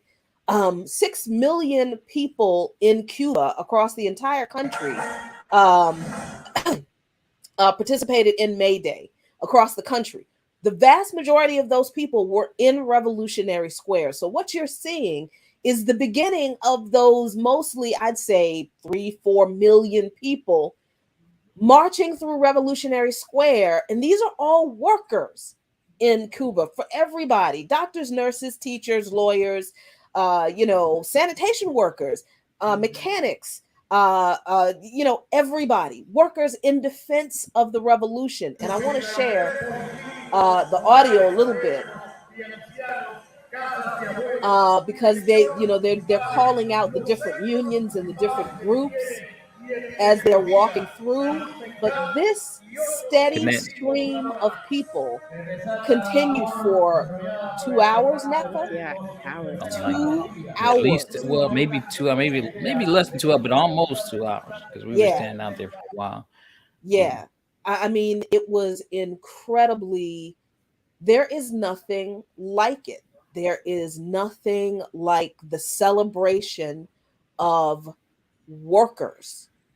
I certainly not in this country. And, it's interesting because I just I came across this thing. I was actually on this Voice of America video, Straight Talk Africa it's called, and it was right after Fidel died. And it was, Voice of America is U.S. propaganda straight up. But they had me on there, this Mel Foote, and then Professor Piero Glejesis, who's a professor. He's really good. He wrote a book on Cuba and Africa. But anyway, it was right after Fidel died. They want to talk about his legacy. But anyway, when you talk about it, they had this little quick thing in there. I've forgotten all about this, about May Day. And then just, like saying that people were forced. We hear it all the time, but me hearing it right then and just like, oh, the poor people are forced to do this kind of thing. It's like, you can't, I mean, common sense should tell you can't force people to do that. That many people, they would storm you down. Like if they really oppressed, they like, okay, they can't get us all, right? And we see, incredible feats of courage against real repression with lesser numbers. Little kids in Palestine throwing rocks at the tanks and stuff. So how you gonna get that many people? Plus when you see it, when you're there, people they're like happy, waving the flags, kind of dancing, Like, so stopping to want to talk to you on the other side as well. That was also something we weren't expecting, that sort of exchange, people wanting to engage with their own signs or flags, or just wanting to say like, hey, where are you from too? That's something that was happening. I don't see people who were there to forced to be there. They wouldn't want to talk to you at all. There wouldn't be any sort of exchange. So yeah, I mean, and that was just May Day. That was just like the first event of the non-work part of the brigade, right? There's the entire program. The conference the next day. Right, the conference the next day, which was, then there are the tours of the historical sites where you learn about the revolution, and then you go into the CDRs, and that is a whole game change. Where it's like, by the time, I don't know about you, Makeda, but by the time we were done, I was like, whose house can I hide in? Because I'm really not feeling like going back. I'm not, I can't, there was a certain level of not going back to something that I experienced. And I wonder if you kind of felt the same way, this being your first time being in Cuba also. I think it's ultimately about an awareness that life doesn't have to be so bogged down. It doesn't have to be so hustle and bustle without respect, without getting paid meaningless wages in order to sustain yourself as well. It's about the idea of having free health care that legitimately respects you, yourself, your dignity, because those are all things that I feel are escaping from our quality of life. I do want to touch on something that that my dad did say, was that when we were at the biomedical center, the presenter, the doctor, showed us a map or a chart, I will say, about not only the longevity and quality of life for, let's say, the United States, who has a pouring amount of resources there.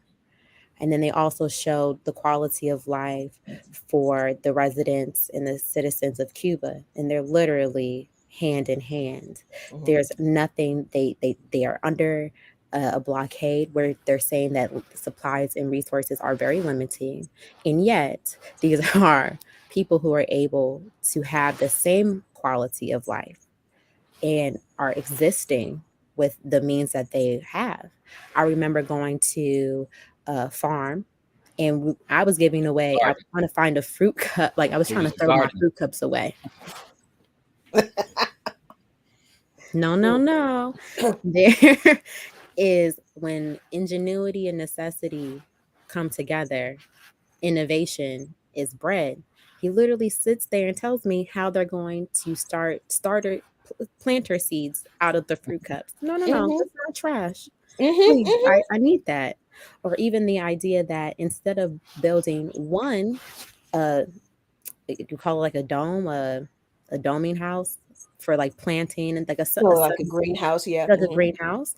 Instead of building one that would cost $3 million, we can build 3 out of wood for a fraction of that price. So now we have multiple resources available. So it's about not only seeing how you can do less with more and still have more. It's not something that I feel is practiced every day here. It's like we do less with more, and then we waste the rest of it, or we consider it garbage or trash. And it makes you have to rethink a lot of that when you step out of that construct. But then you say, hey, I know that I'm safe here. I know that if something were to arise, there's somebody here who's going to think of me first, and not the money that they can receive from pumping either prescribed medicines from somebody's plant, for thinking that they can pay me less because I don't deserve. It's a lot of those overlapping capitalist measures that we're really working towards here in America that you don't see over in Cuba. And that's inspiring. It makes you literally want to go and hide under somebody's rock. Please come and shelter me, please. Because you know that this is not reflective of the society that you live in. So Friday, when we have this whole full conversation about what the continuing revolution in Cuba means and the continued defense that the Cuban people are embarking upon of their revolution, Netfa, what else are we going to talk about? Oh wow! So I mean, how much time are we? Is your show? We got all the time we can have, all the time. It's I can my talk show about a lot all of the myself. I know the stuff that we met the Cuban Five. I mean, I've met them before and know them, but other people met them. Two of the things we'll talk about the CDRs in more detail. I think I heard a little bit of this morning. Were you talking about the CDR? Yeah, a little bit. And how part of it, mass organization, and what mass organization means, and how it's related to democracy and human rights. I think it's related. We can make a lot of get a lot of lessons from people-centered human rights. You know what that means. In actuality, I mean, there's so much terrorism. You know, I mean, one of the things that we can go into, and maybe I'll be able to pull up, get some video of it, is when Geraldo Hernandez, one of the Cuban 5 that had the 2 life sentences, and he's now the national coordinator of the CDRs, the Committees for the Defense of the Revolution. People, we speak of them as localized things, but they're coordinated nationally too.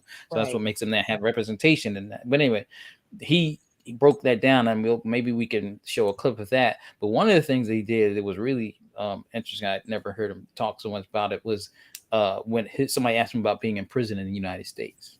And so he broke that down. It was very interesting. It said a lot. I don't even want to. I'm gonna just leave it there. Just tease it. So this was a really incredible experience for me, being my first time in Cuba, realizing a dream to be in Cuba on May Day, particularly. And for a lot of other reasons, it was incredibly emotional. And it was even better that I got to experience it with comrades and friends like Netfa and Makeda. So we want to share some of that with you all. So join us Friday night on Lukman Nation, 7 p.m. Eastern time, for however long we want to talk about it. We're going to talk about all of these issues about Cuba and what it means more. So hope to see you then. Thanks, Netfa and Makeda, for coming on. Thank you. And we'll see y'all Friday night. Thank you.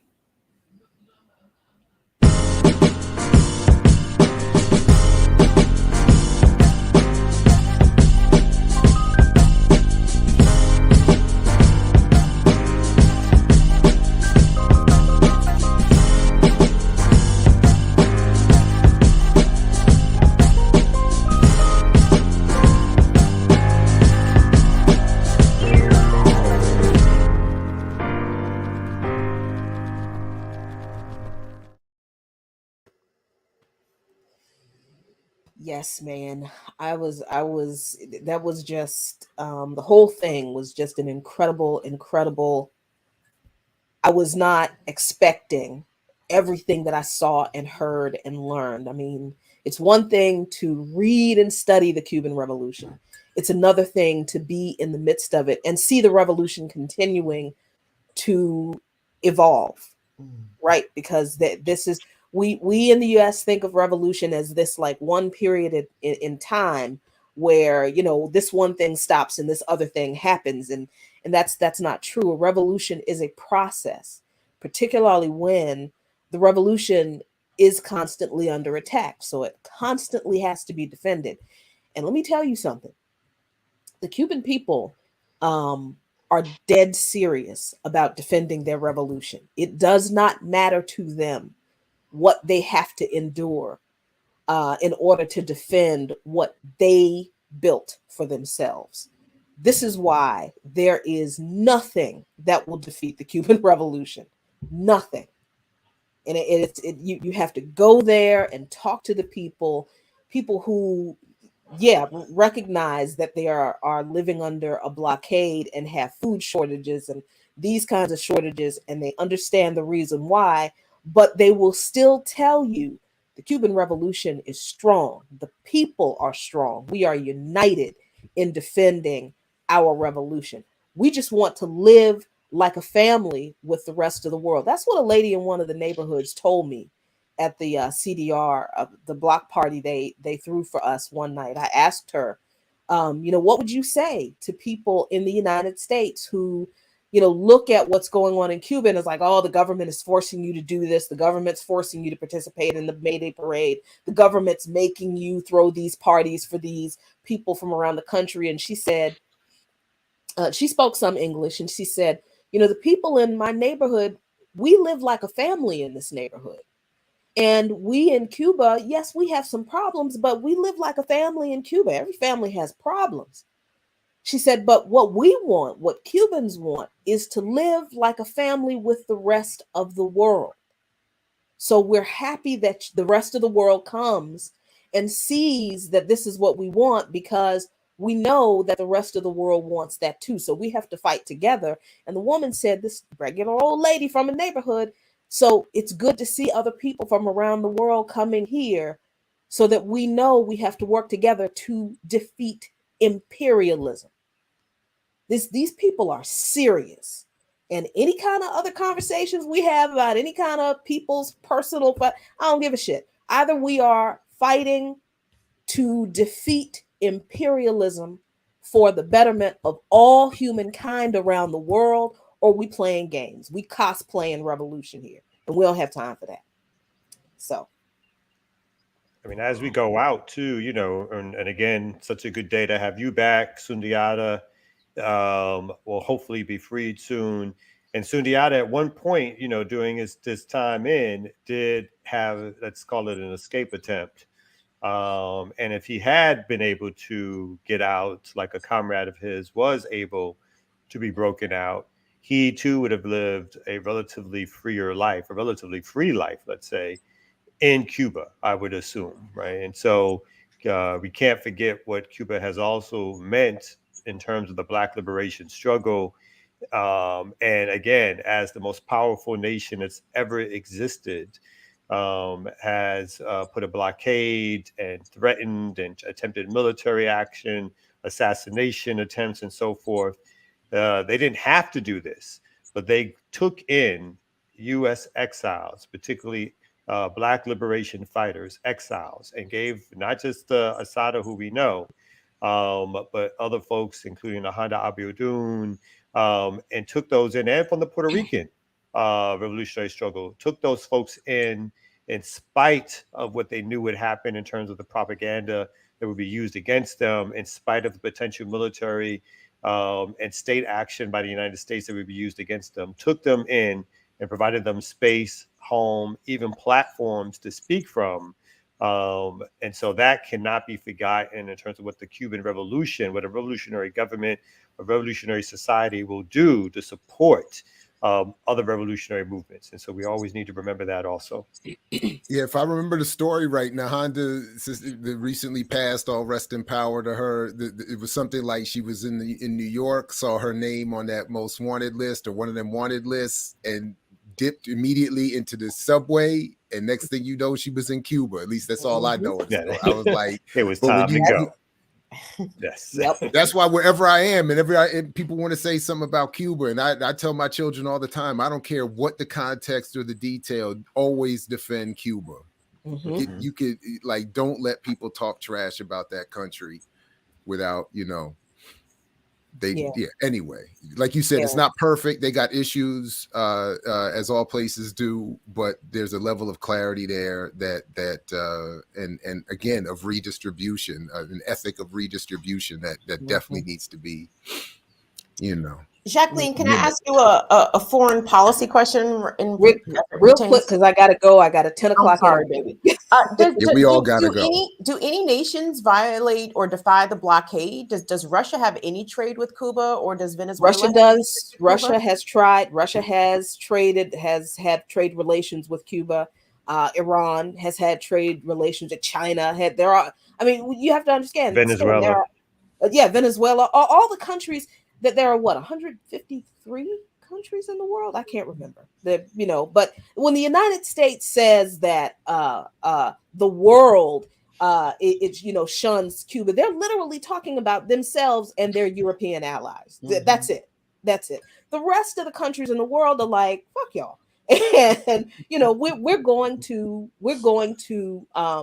have dealings with whomever we choose. And so this is why U.S. foreign policy is not just adversarial toward Cuba, but also adversarial toward Haiti, Venezuela, Iran, Russia, China, and any other country that has any type of good relationships with Cuba and revolutionary countries. Mm-hmm. And this is, but the fallout of this is showing up in the upcoming Summit of the Americas, which is going to be a spectacular disaster. I'm here for it, and we're going to talk about that on Friday, but I am here for that disaster because it's a long time coming, but you got to tune in Friday at 7 o'clock to hear and really quickly, I was going to say that other countries abide by the blockade because they are threatened by the United States. Right. So when you have the most powerful country in the world, again, I don't know who that is. Yeah, I need to turn that off. That's my job, son. That's our job calling us. They called us. That's my job. Goodbye. Goodbye. We have to go. Okay, we have to go. Other countries abide by it because they are forced to, like, and they're given threats of retaliation, and they also will suffer having their corporations or their government be under sanction. So, the way in which the blockade works, as we all know, through U.S. sanctions across other countries, also is that when these blockades happen, other countries and their companies are under the threat of sanction because the United States and Western Europe control so much of the apparatus in which the world economy operates under. And so that's what happens a lot of times. And so even if countries say that they don't like the blockade, they don't want to support the blockade, they wind up doing it anyway because they feel they cannot withstand the pressure of U.S. sanctions on their countries, which makes them stand in line and toe the line around U.S. blockades. Yeah, no, I was curious about what this proxy war happening in Ukraine and Russia, new sanctions being imposed on Russia. I'm curious whether or not Russia is actually ratcheting up their trade with Cuba, to be extra defiant, to give double middle finger to the U.S. and to the EU powers. So anyway, but yeah, thank you, Kamal. Thank you, Jackie, for that information. Appreciate it. Right on, right on. All right, everybody. Thanks again for another great Boom Bap Breakfast here at the Remix Morning Show, Black Power Media. We'll catch you tomorrow, same time, same channel. Go share and like and subscribe and join and do all that good stuff. And like Fred said, we say peace to you because you went in the fight for it. See you tomorrow morning. Peace, everybody. Yes.